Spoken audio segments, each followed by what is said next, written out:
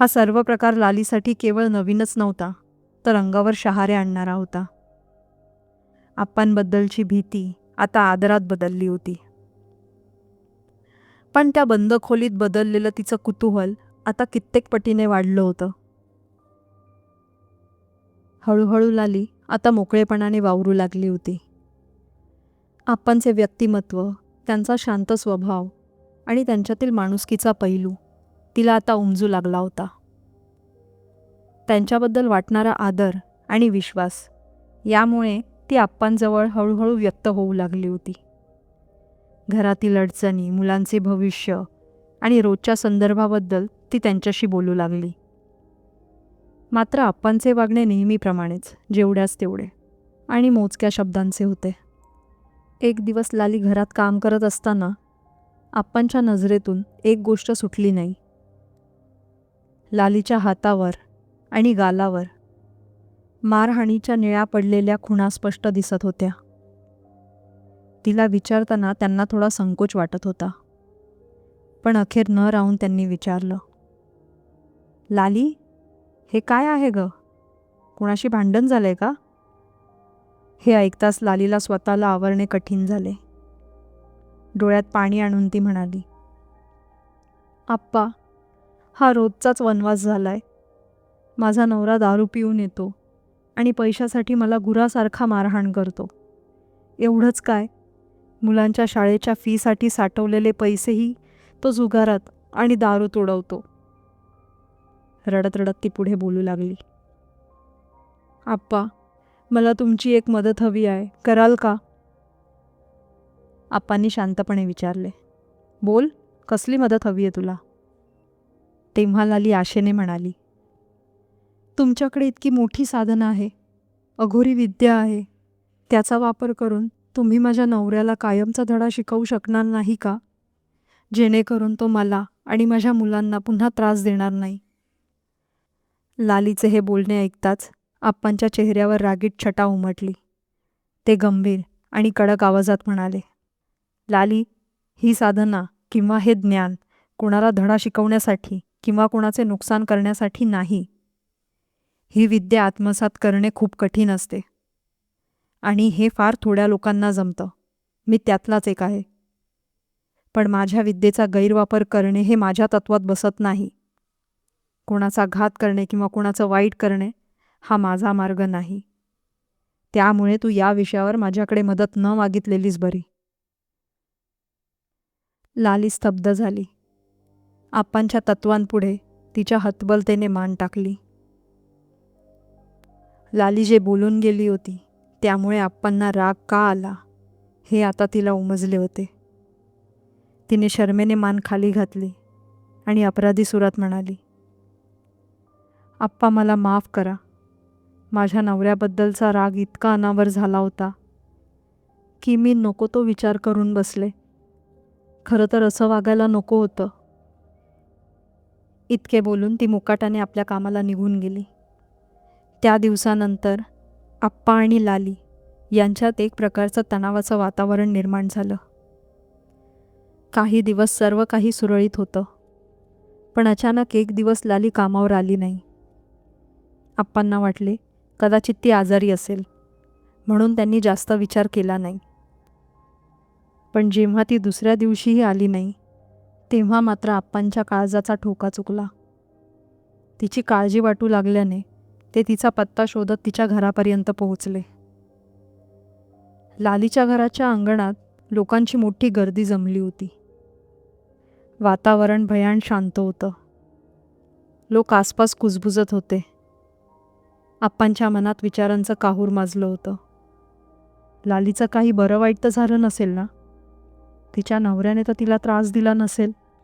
असे अनेक प्रश्न त्यांच्या मनात घर करू लागले. आप्पा अंगणातून आत जाऊ लागले. तशी सर्वांची नजर त्यांच्यावर खेळली. आप्पांचे ते तेज आणि व्यक्तिमत्व पाहून लोक आदराने किंवा भीतीपोटी बाजूला झाले आणि त्यांना वाट करून दिली. आप्पांचं लक्ष मात्र फक्त घराच्या उंबरठ्यावर होतं. त्यांनी आत डोकावून पाहिलं आणि समोर लालीला सुखरूप पाहून त्यांनी अडकलेला श्वास मोकळा केला.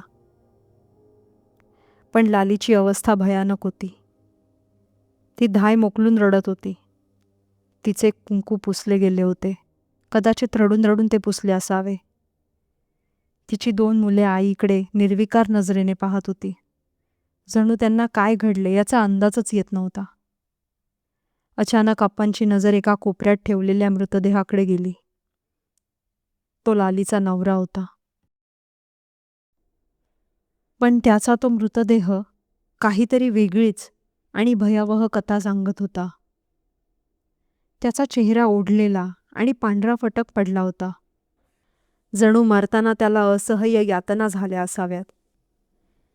त्याच्या हातापायावर चापकाचे फटके मारल्यासारखे वळ उठले होते. हे पाहून आप्पांना मोठा धक्का बसला. लालीची नजर आप्पांवर पडताच ती अजूनच ओक्साबोक्शी रडू लागली.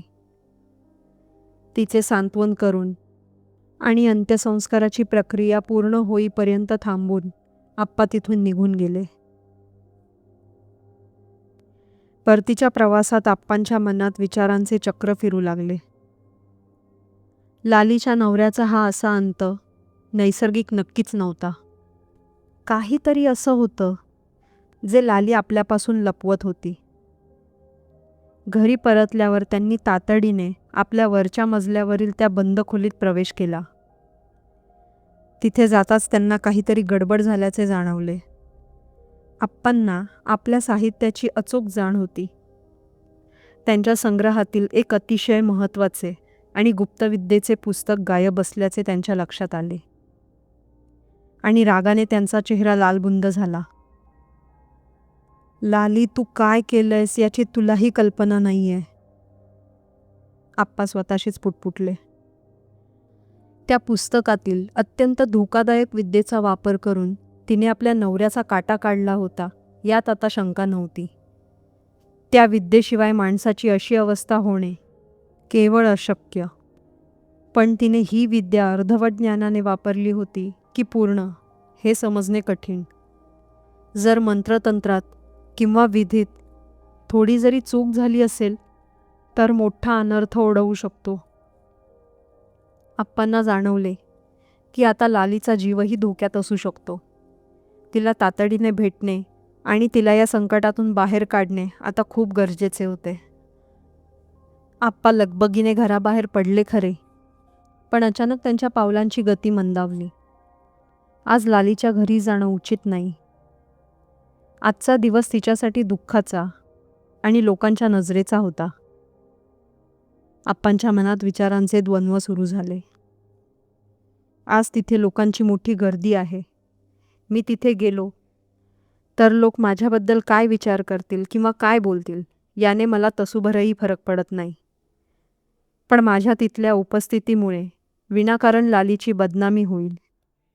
लोक वाटेल त्या चर्चा करतील. त्यांनी आकाशाकडे पाहिलं. काळोख दाटून आला होता. लालीच्या नवऱ्याचा तो छिन्नविछिन्न देह आणि आपल्या खोलीतून गायब झालेलं ते पुस्तक, या दोन्ही गोष्टी एका मोठ्या संकटाची नांदी होती. आप्पांना ठाऊक होतं की लालीने जे पाऊल उचललंय त्याचे परिणाम फक्त तिच्या नवऱ्यापुरते मर्यादित नसून ते स्वतः लालीसाठीही प्राणघातक ठरू शकतात. आजची रात्र तिला स्वतःला सावरू दे. उद्या सकाळीच तिला भेटायला हवं. वेळ घालवून चालणार नाही. कारण त्या पुस्तकातल्या ज्या अघोरी विद्येचा तिने वापर केलाय तिची उलटबाकी होण्याआधी मला तिला वाचवायला हवं. अशा विचाराने आप्पा परतले. पण त्यांना फक्त लालीचा विचार सतावत होता. दुसऱ्या दिवशी सूर्य डोक्यावर येण्यापूर्वीच आप्पांची पावले लालीच्या घराच्या दिशेने झपाझप पडू लागली. रात्रभर त्यांना शांत झोप लागली नव्हती. कसलाही विचार न करता ते लालीच्या अंगणात पोहोचले. पण तिथे पोहोचताच त्यांचे पाय जागीच खिळले. लालीच्या दरवाजाला मोठं कुलूप लटकलं होतं. काल जिथे लोकांची गर्दी आणि लालीचा रडण्याचा आवाज होता तिथे आज स्मशान शांतता पसरली होती. आप्पांच्या मनात शंकेची पाल चुकचुकली. कालच अंत्यसंस्कार झाले असताना लाली मुलांना घेऊन इतक्या सकाळी कुठे गेली असेल? त्यांनी आजूबाजूला नजर फिरवली. शेजारची बाई पाणी भरत होती. तिला आप्पांनी विचारले, लाली कुठे गेली? त्या बाईने थांबून उत्तर दिले, आप्पा ती तर पहाटेच मुलांना घेऊन निघून गेली. कुणाला काही न सांगता घाईघाईत गेली. खूप घाबरलेली दिसत होती बिचारी. आप्पांनी आजूबाजूच्या प्रत्येकाला विचारून पाहिले, पण कोणालाच लालीच्या माहेरचा पत्ता ठाऊक नव्हता. ती कोणाशी फारशी मिसळत नसल्यामुळे तिच्याबद्दलची माहिती कोणाकडे नव्हती. ती नेमकी कुठून आली होती, तिचे नातेवाईक कुठे राहतात, या प्रश्नांची उत्तरे कोणाकडेच नव्हती.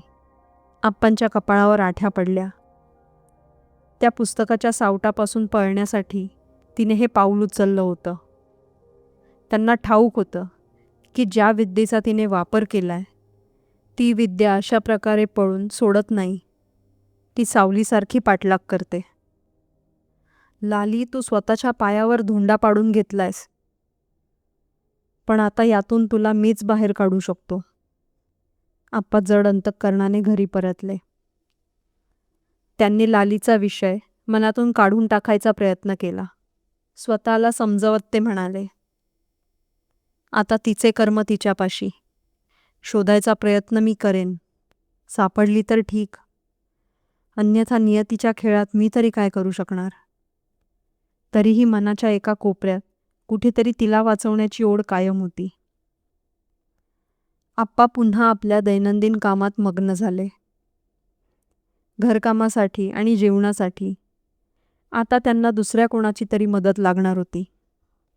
काही दिवसांच्या शोधानंतर त्यांना एक 40शीतला माणूस कामासाठी मिळाला. श्रीधर त्याचं नाव. श्रीधर कामात चोख होता आणि जेवणही उत्तम बनवत असे. आप्पा त्याच्याशीही नेहमीप्रमाणे जेवढ्यास तेवढंच बोलत असे. असेच काही दिवस निघून गेले.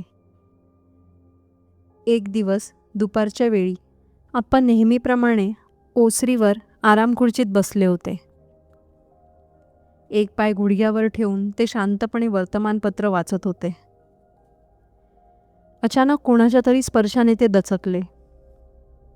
त्यांच्या पायावर काहीतरी आदळल्यासारखे त्यांना वाटले. आप्पांनी आश्चर्याने वर्तमानपत्र बाजूला केले आणि खाली पाहिले. त्यांच्या पायाशी एक स्त्री अक्षरशः कोसळली होती. ती खाली मान घालून हुंदके देत ढसाढसा रडत होती. तिचे शरीर कमालीचे खंगलेले आणि हाडांचा सापळा झाल्यासारखे वाटत होते. आप्पा गोंधळून ओरडले, कोण आहे? काय चाललंय हे? उठा आधी.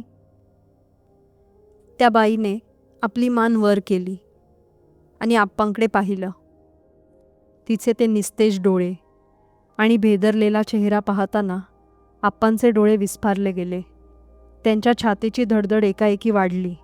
समोरच्या व्यक्तीला पाहून त्यांच्या तोंडून शब्द फुटत नव्हता. ते थरथरत्या आवाजात फक्त इतकंच पुटपुटले, लाली. ती खरंच लाली होती, पण तिची अवस्था पाहून ती एखादे प्रेत असल्याचा भास होत होता. आप्पा, मला वाचवा. मी तुमची गुन्हेगार आहे. माझ्याकडून खूप मोठी चूक झाली. मला माफ करा. असे म्हणत लाली आप्पांच्या पाया पडून गयावया करू लागली. खरं तर आप्पांना तिचा खूप राग आला होता, पण तिची ती दयनीय अवस्था पाहून त्यांचा राग निवळला आणि त्यांना तिची दया आली. त्यांना महिन्याभरापूर्वीची लाली आठवली. सुडोल बांध्याची, प्रसन्न चेहऱ्याची ती लाली. आणि आता समोर आलेली ही लाली, केस विस्कडलेले, डोळे खोल गेलेले आणि शरीराचा नुसता हाडांचा सापळा झालेला. तिच्या हातापायांवर कसलेसे विचित्र चट्टे उमटले होते. तिची ही बिकट अवस्था पाहून कोणाचेही हृदय पिळवटून निघावे.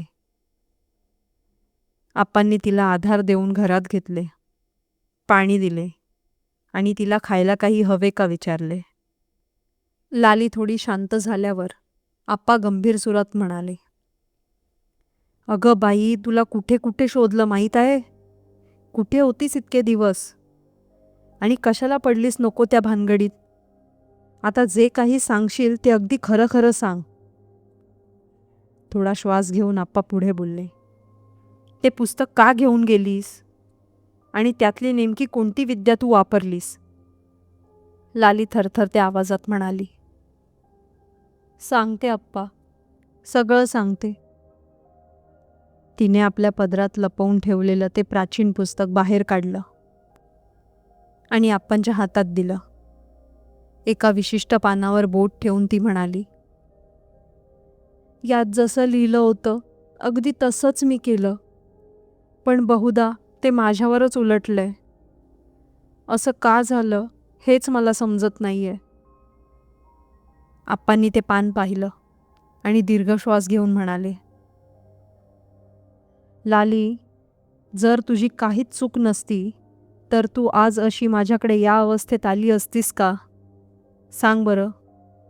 आणि तुझा नवरा खरोखरच वाईट वृत्तीचा होता का?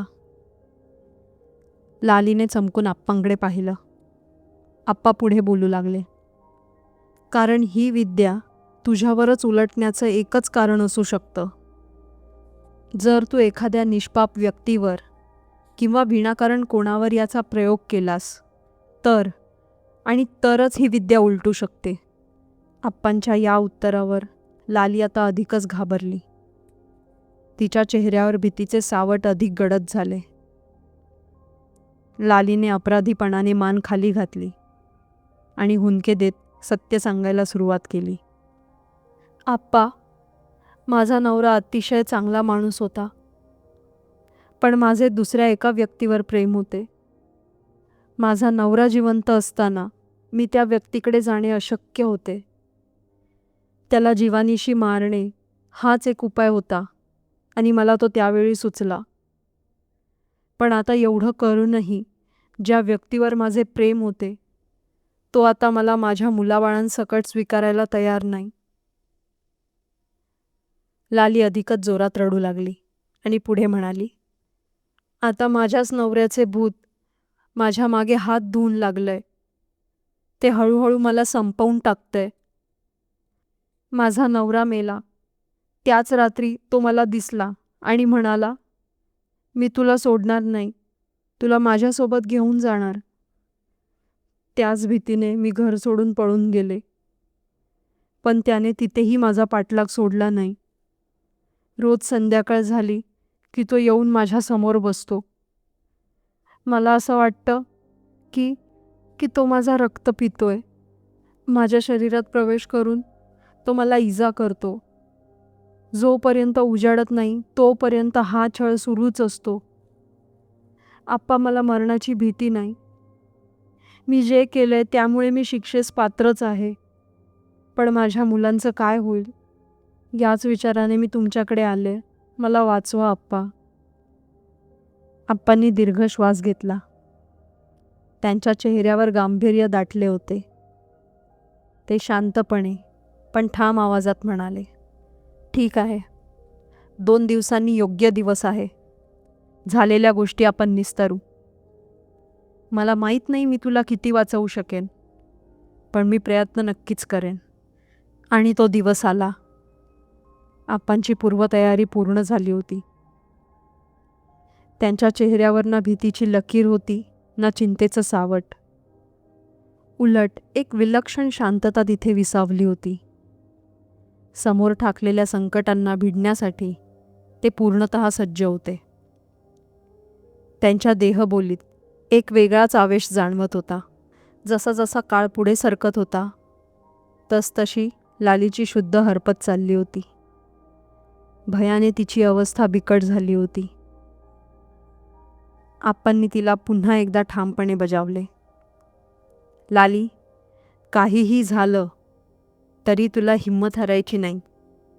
तुला असह्य वेदना होतील, शरीर साथ देणार नाही, पण तू स्वतःला सावरलं पाहिजेस. जर तू मनातून खचलीस तर मी हतबल होईल आणि तुला वाचवू शकणार नाही. आप्पांच्या या शब्दावर विश्वास ठेवून लालीने आपला जीव मुठीत धरला होता.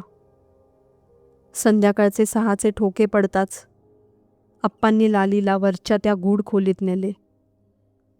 तिला एका लाकडी खुर्चीत बसवून तिचे हात पाय जाड दोरखंडाने बांधले गेले.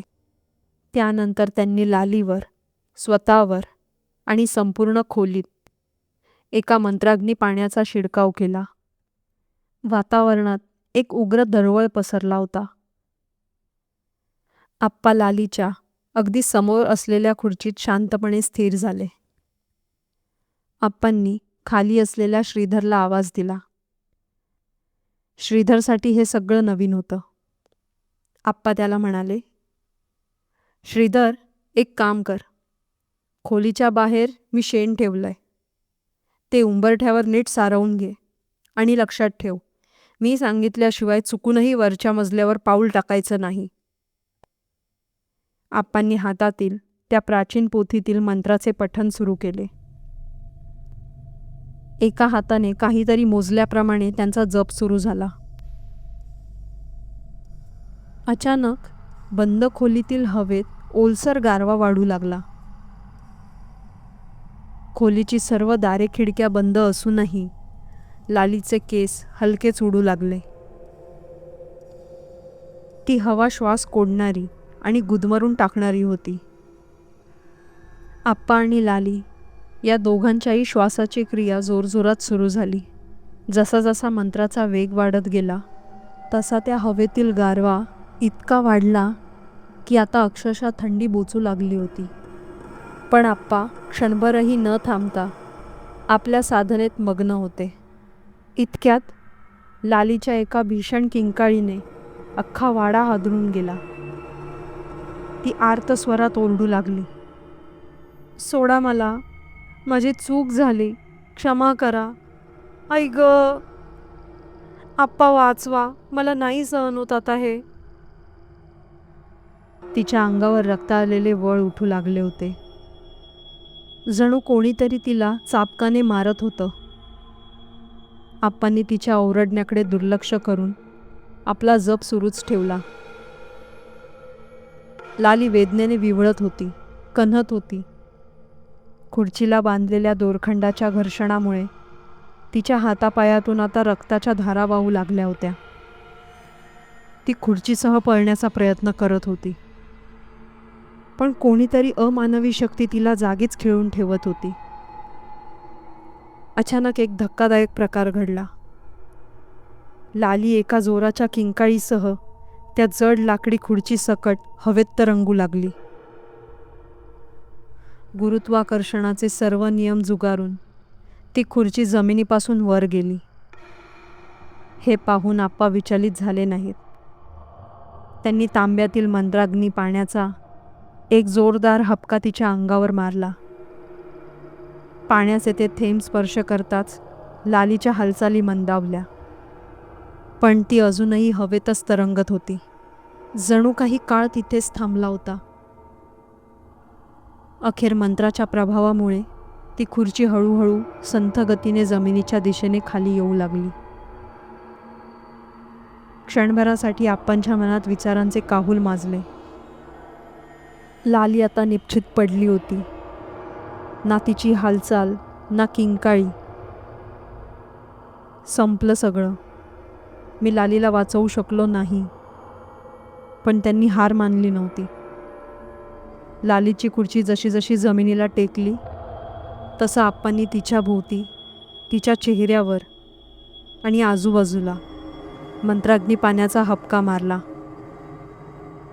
त्यांनी कोपऱ्यात मंद तेवणारा मातीचा दिवा हातात घेतला आणि त्या ज्योतीकडे एकटक पाहू लागले. संपूर्ण खोलीत आता काळोख दाटून आला होता. फक्त तो दिवाच तेवढा तेवत होता. त्या मिणमिणत्या प्रकाशात आप्पांचा चेहरा अधिकच गंभीर भासत होता. आप्पांनी डोळे मिटले आणि तो दिवा लालीच्या समोर धरून ते मंत्रोच्चार करू लागले. पाहता पाहता दिव्यांची ती छोटीशी ज्योत मोठी होऊ लागली.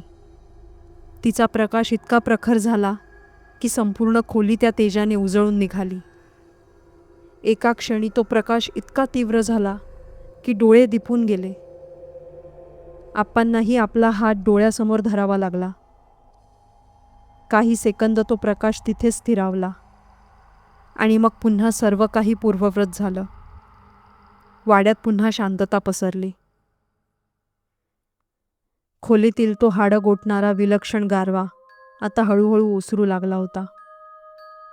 काही वेळापूर्वी जिथे श्वास घेणंही कठीण झालं होतं, तिथे आता हवेतील जडपणा कमी होऊन पुन्हा एकदा नैसर्गिक उबदारपणा जाणवू लागला होता. त्या अमानवी शक्तीच्या प्रकोपाने निर्माण झालेली भयान शांतता आता विरळ होऊ लागली होती. आप्पांनी तो दिवा खाली ठेवला आणि ते धावतच लालीपाशी गेले. थरथरत्या हातांनी त्यांनी तिची नाडी तपासली. लालीचा श्वास संथ पण सुरक्षितपणे सुरू होता. आप्पांनी एक दीर्घ सुटकेचा निश्वास सोडला. या भीषण संघर्षाने ते शारीरिक आणि मानसिकदृष्ट्या पूर्णपणे थकले होते. ते तसेच धडपडत मागे सरकले आणि आपल्या खुर्चीत जाऊन बसले. डोळे मिटून मान मागे टाकून शांत विसावले. लालीचा एक अतिशय पुसटचा आवाज आला. आप्पा. तो आवाज ऐकताच आप्पा ताडकन खुर्चीत उठून बसले आणि तिच्या जवळ गेले. त्यांनी तिला पाणी पाजले आणि अत्यंत मायेने म्हणाले, घाबरू नकोस लाली. आता सगळी संकटं दूर झाली. आता कशाचीही काळजी करू नकोस. तू सुखरूप आहेस. मित्रांनो, सत्य हे अनेकदा कल्पनेपेक्षाही भयानक असतं.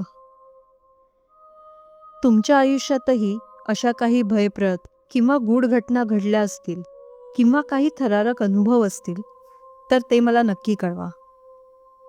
तुमच्या या अनुभवांना मी माझ्या आवाजात या चॅनलच्या माध्यमातून रसिकांपर्यंत पोचवेन. जर तुम्हाला तुमचं नाव गुपित ठेवायचं असेल तर तसं मला नक्की नमूद करा. तुमच्या गोपनीयतेचा पूर्ण आदर राखला जाईल.